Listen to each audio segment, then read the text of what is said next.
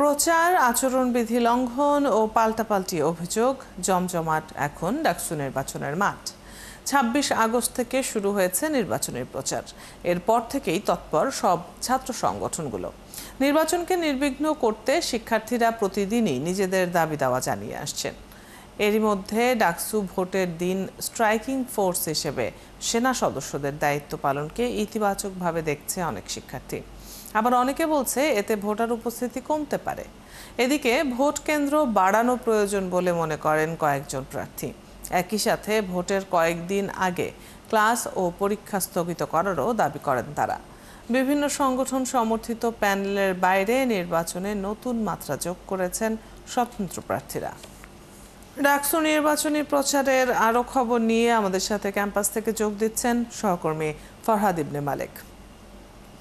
ফরহাদ, ডাকসুর নির্বাচনী প্রচারণা কেমন দেখছেন? নির্বাচন নিয়ে ভোটারদের প্রতিক্রিয়া কি? একটা উৎসবমুখর পরিবেশে বিরাজ করছে। সকাল থেকে 10টার পর থেকে আমরা দেখেছি যে প্রার্থীরা পুরো ক্যাম্পাস চষে বেড়াচ্ছেন এবং ভোটার যারা রয়েছেন অর্থাৎ ছাত্রছাত্রী যারা রয়েছেন তাদের কাছে কিন্তু তাদের লিফলেট বিতরণ করছেন, নানা ধরনের প্রতিশ্রুতি দিচ্ছেন, নানা রকমের কথাবার্তা বলছেন। প্রতিশ্রুতি তারা রক্ষা করবেন এমন প্রতিশ্রুতিও তারা দিচ্ছেন এবং তারা বিভিন্ন রকমের আলোচনা করছেন। আমরা এই মুহূর্তে কয়েকজনের সাথে একটু কথা বলবো, দু একজন প্রার্থী এখানে রয়েছেন, তাদের সাথে একটু কথা বলে দেখবো যে আসলে তারা কি ধরনের প্রতিশ্রুতি দিচ্ছেন এবং কি প্রতিশ্রুতি তারা রক্ষা করতে পারবেন বলে মনে করছেন। একজন স্বতন্ত্র সদস্য প্রার্থী, তার সাথে কথা বলবো। প্রথমে আপনার কাছে জানবো স্বতন্ত্র থেকে যেহেতু নির্বাচন করছেন, প্যানেলে নির্বাচন করাটা সহজ হচ্ছে নাকি স্বতন্ত্র থেকে নির্বাচন করা সহজ? শিক্ষার্থীদের কাছে পৌঁছানোটা কি সহজ হচ্ছে কিনা? আসলে সমর্থন থাকলে সবকিছুই সহজ বলে আমি মনে করি, তবে স্বতন্ত্র হিসেবে আসলে শিক্ষার্থীদের কাছে পৌঁছানোটা একটু কঠিন হয়ে পড়ে।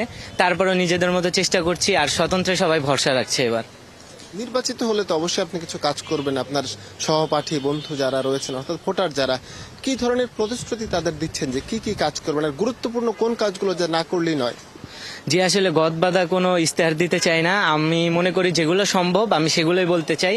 আমার কাছে আগে আমার ক্যাম্পাসের শিক্ষার্থীদের নিরাপত্তা, যেমন বলতে পারেন আমাদের নারী শিক্ষার্থীদের জন্য একটা হটলাইন নাম্বার চালু করতে পারি, যেখানে তারা সব রকম সেবা পাবে। যে কোনো সময় যে কোনো বিপদ আপদে তারা সেই নাম্বারে ফোন দেওয়ার মাধ্যমে সেবা পেতে পারে। এবং আমার পুরো ক্যাম্পাসটা আমি সিসিটিভির আওতায় আনতে চাই। এর মাধ্যমে আমার ক্যাম্পাসটা নিরাপত্তা থাকবে এবং বহিরাগত দমন করা যাবে, যেহেতু সিসিটিভির আওতায় থাকবে। এবারে নির্বাচনটা কতটুকু প্রতিযোগিতামূলক হবে বা কোনো ভয়ভীতি আপনাদের মধ্যে কাজ করছে? না, আসলে এবার আসলে ভয়ভীতি নেই বললেই চলে। আমরা বাক স্বাধীনতা পেয়েছি বলতে পারেন। আর প্রতিযোগিতাটা যদি বলতে চান, এবার আসলে অনেক বেশি, কারণ ক্যান্ডিডেট অনেক বেশি। আমরা যে যার মতো করে চেষ্টা করছি। ক্যান্ডিডেট বেশি হওয়ার আরেকটা কারণ যে এবার আর কোনো বাধ্যবাধকতা নেই, সবাই সবার মতো সিদ্ধান্ত নিচ্ছে। এই যে বাক স্বাধীনতা, এই যে ভালোবাসা নির্বাচনের প্রতি এবং মানুষের প্রতি, এই জিনিসটা আমরা প্রকাশ পাচ্ছি এবার। ধন্যবাদ আপনাকে। আমরা কথা বলছিলাম একজন স্বতন্ত্র প্রার্থীর সাথে। তিনি জানাচ্ছিলেন নির্বাচন প্রচারণা নিয়ে তার চিন্তা ভাবনা এবং এবার নির্বাচনী প্রচারণা যে কতটা স্বচ্ছভাবে হচ্ছে এবং শান্তিপূর্ণভাবে হচ্ছে তা জানাচ্ছিলেন। নির্বাচনী প্রচারণা চলছে। দুপুর 12টার দিকে ছাত্রদল তাদের নির্বাচনী ইশতেহার ঘোষণা করবে এবং প্রথম দল হিসেবে তারা এবার ডাকসু নির্বাচনী ইশতেহার ঘোষণা করবেন। সেই বিষয়গুলো আমরা জানানোর চেষ্টা করবো আপনাদের কাছে, আপনার মাধ্যমে দর্শকদের কাছে। অদিতি, এখন পর্যন্ত ডাকসু নির্বাচন নিয়ে আমার কাছে ছিল সর্বশেষ। ফরহাদ, জেনে নিচ্ছিলাম আপনার কাছ থেকে আজকের প্রচারণার খবরগুলো। ধন্যবাদ যুক্ত হবার জন্য।